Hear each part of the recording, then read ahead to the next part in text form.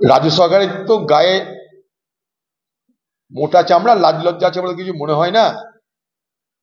যদি তাই হতো তাহলে অন্তত সুপ্রিম কোর্টে গিয়ে রাজ্য সরকার নিজেকে ডিফেন্ড করার জন্য, নিজেকে রক্ষা করার জন্য আমার আপনার ঘরের টাকায় যে ট্যাক্স হয় সেই ট্যাক্সের পয়সা খরচ করে কোটি কোটি টাকা বিনিময়ে ওই সমস্ত জাঁদরেল সমস্ত আইনজীবীদের নিয়োগ করতো না। মানে কতটা চামড়া মোটাল, আমরা বলি গন্ডারের চামড়া, এদের গন্ডারের চামড়া থেকেও মোটা চামড়া, কিছুই ভেদ করে না, অভেদ্য চামড়া। সুপ্রিম কোর্টে আপনার যাওয়ার কি দরকার ছিল? পশ্চিমবঙ্গ সরকারকে বলবো, আপনি নিজে বলছেন সিবিআই, আপনি নিজে বলছেন 7 দিনের মধ্যে ফয়সালা করবো। সবই যদি আপনি পক্ষে বলেন তাহলে সুপ্রিম কোর্টে কেন যাচ্ছেন? আপনি তো প্রমাণ করে দিলেন অপরাধীদের রক্ষা করতে আপনি ব্যস্ত, অপরাধীদের রক্ষা করতে আপনি সচেষ্ট।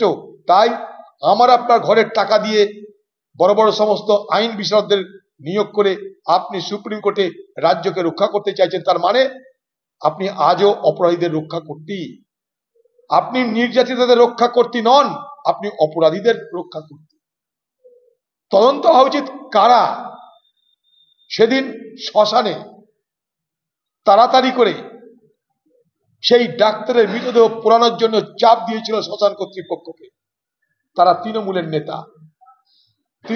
নেতা স্থানীয়, তারা যাতে ডেড বডিটা তাড়াতাড়ি পুড়ে যায় তার জন্য লাইন ব্রেক করে সেই ডেড বডিকে তাড়াতাড়ি করে পুড়িয়ে দেওয়ার ব্যবস্থা করলো তাদের প্রশাসনিক ক্ষমতাকে ব্যবহার করে। এই লক্ষণগুলো কি বলছে? উপর থেকে নির্দেশে সবকিছু হয়েছে, উপর থেকে নির্দেশ বিষয়টাকে ধামাচাপা দিতে হবে, উপর থেকে নির্দেশ সমস্ত তদন্ত গুলিয়ে দাও, উপর থেকে নির্দেশ আমার সম্মান যাতে না হয় তার ব্যবস্থা করো। তোমাদের খেতে দিয়েছি, পড়তে দিয়েছি, 75 ভাগ ধান্দা পকেটে ভরতে দিয়েছি, বাকিটা তোমরা সামলাও। উপরের নির্দেশে শুরু হয়েছিল অপারেশন ধামাচাপা, তাই এফআইআর নাই, আত্মহত্যার গল্প, শ্মশানে তাড়াতাড়ি মৃতদেহ পুড়িয়ে দেওয়ার গল্প সব পরপর আসছে। তদন্ত করতে করতে যদি অপরাধীর তালিকা বাড়ে, সেই অপরাধীর তালিকা নবান্ন পর্যন্ত পৌঁছানো উচিত বলে মনে করি।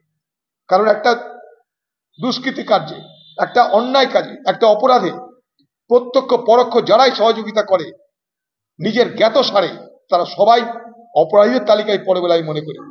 এটা এক ধরনের ষড়যন্ত্র হয়েছে তদন্তকে বিপথে পরিচালনা করার জন্য, তদন্তকে ধামাচাপা দেওয়ার জন্য যে প্রচেষ্টা হয়েছে, যে সহযোগিতা হয়েছে, সেই সহযোগিতার দায়িত্ব পশ্চিমবঙ্গের নবান্ন অস্বীকার করতে পারে না।